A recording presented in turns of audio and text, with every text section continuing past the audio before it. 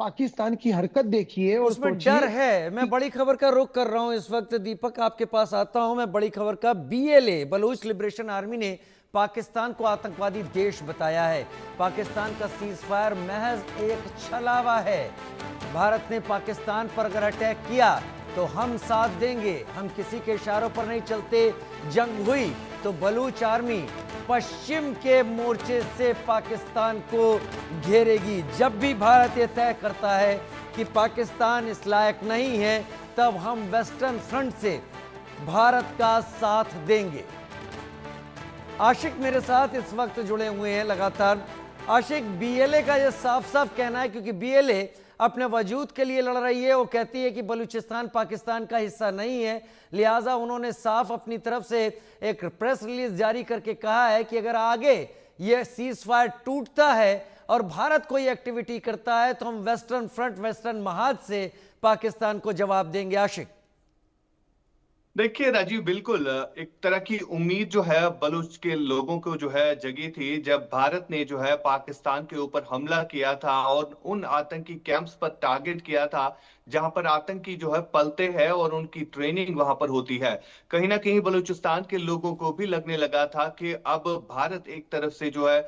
युद्ध कर रहा है, तो दूसरी तरफ बलूचिस्तान के लोगों के लिए भी यही मौका है पाकिस्तान से दूरी जो है इख्तियार करने का, पाकिस्तान से आजाद होने का। क्योंकि जिस तरह की अगर हम बात करें, जिस तरह का जुल्म बलूचिस्तान के लोगों ने अभी तक सहा और देखा है, वो हर एक के सामने वो दुनिया जानती है कि किस तरह से पहले बलूचिस्तान के लोग अपनी आवाज उठाते हैं और उसके बाद पाकिस्तान की सेना उन्हें जो है डिटेन करती है, और डिटेन करने के बाद उनका कोई अता पता नहीं रहता है और बाद में उनको किसी एनकाउंटर में मारा जाता है जहां पर उनकी डेड बॉडीज को भी नहीं दिया जाता है। यानी इस तरह का जुल्म, इस तरह की ज्यादती बलूचिस्तान के लोग जो है बीते कई वर्षों से सह रहे हैं। लेकिन जो बीएलए उसका आउटकम निकला है, बीएलए की तरफ से जो पाकिस्तान की सेना की नींद हराम हुई है, क्योंकि लगातार हमने देखा कि बीएलए की तरफ से पाकिस्तान की सेना को जो है काफी ज्यादा अभी तक नुकसान उठाना पड़ा है। और जिस तरह से आज बीएलए ने ऐलान किया है कि अगर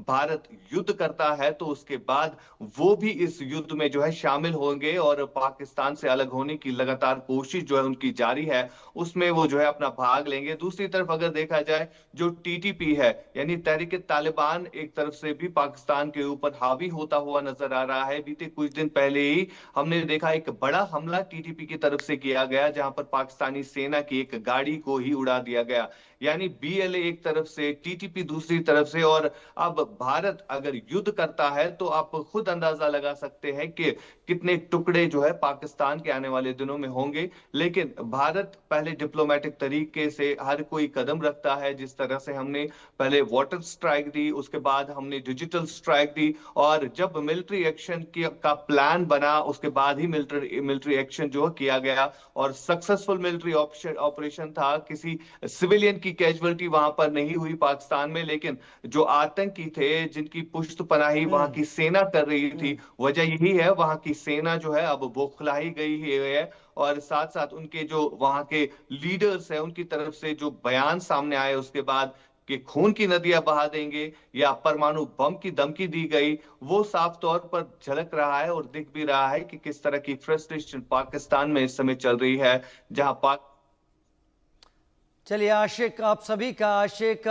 दीपक विश्वकर्मा